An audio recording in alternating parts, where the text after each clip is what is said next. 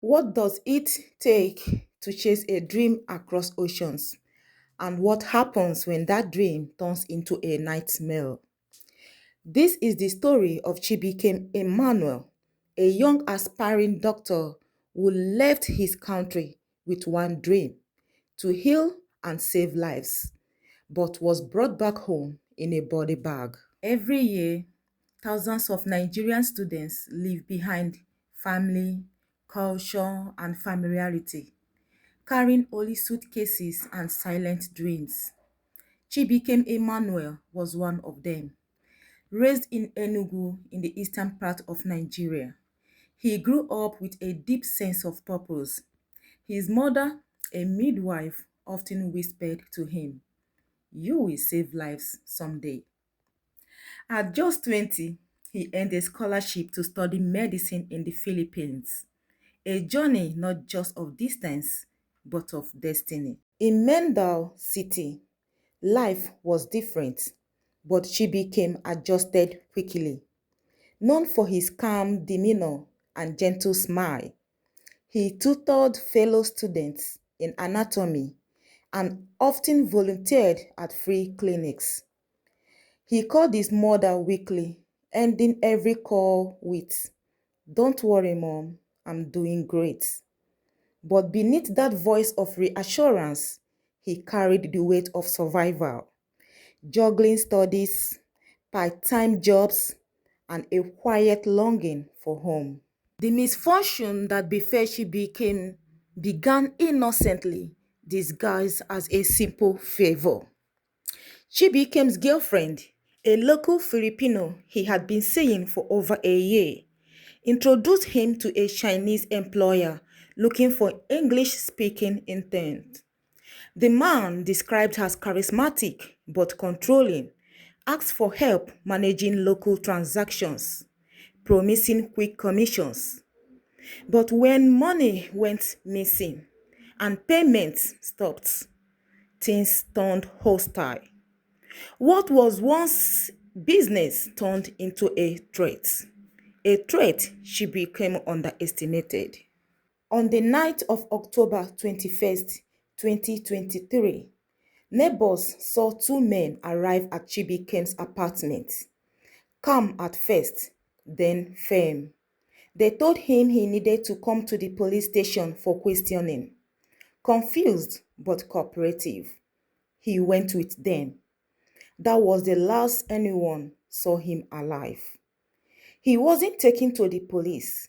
He was taken to a locked room, dot tape on the floor, ropes nearby. Over hours, he was interrogated, beaten, and restrained.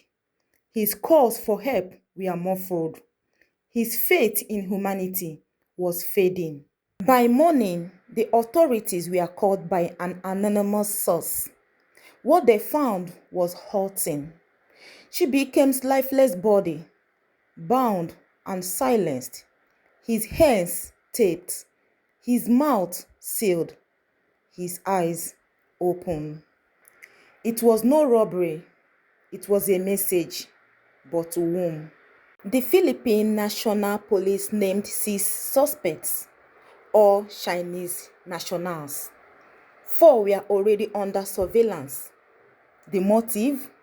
An unpaid commission and a perceived betrayal. The murder sparked diplomatic tensions, and by sunset, media outlets blazed with the chilling headline: "Nigerian students slain on foreign soil. Justice must be served." That week, as cold rain fell from a grey sky, his classmates gathered silently at the university gates. One by one, they lit candles that flickered in the wind, their trembling hands shielding the flames. Bouquets of flowers, some fresh, others already beginning to wilt, were gently laid at the entrance. A quiet tribute to a life taken too soon. His professors stood nearby, their eyes red with grief, some unable to hold back their tears. The air was heavy with sorrow, and the campus, once filled with laughter and life, now echoed only with the sound of mourning. In Nigeria, Chibuikem's family was shattered as the devastating news reached them. Their beloved son had died while pursuing his dreams abroad. His mother collapsed in disbelief, while his father wept openly, crushing the last photo Chibuikem had sent home. Relatives gathered in silence, unable to comprehend the loss. The Ministry of Foreign Affairs swiftly condemned the horrific act, labeling it a tragedy that should never befall any citizen.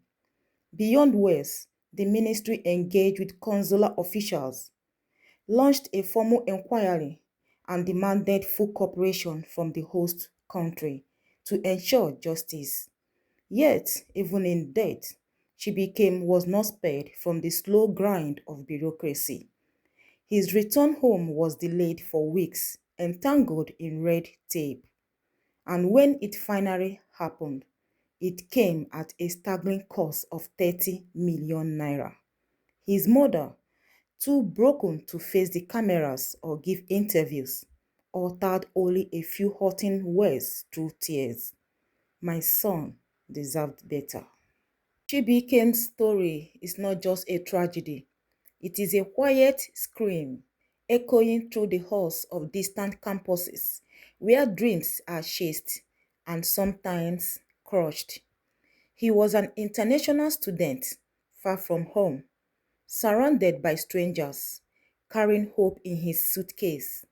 But hope was not enough to protect him, not from racism, not from exploitation, not from the violence that came in silence. Chibuikem only came to heal the sick, but the world broke him first. He dreamt of saving lives, but no one saved his. Now he is gone, but his absence must speak. We owe him more than remembrance. We owe him change. To every international student who left home with dreams and met cruelty instead, this is for you.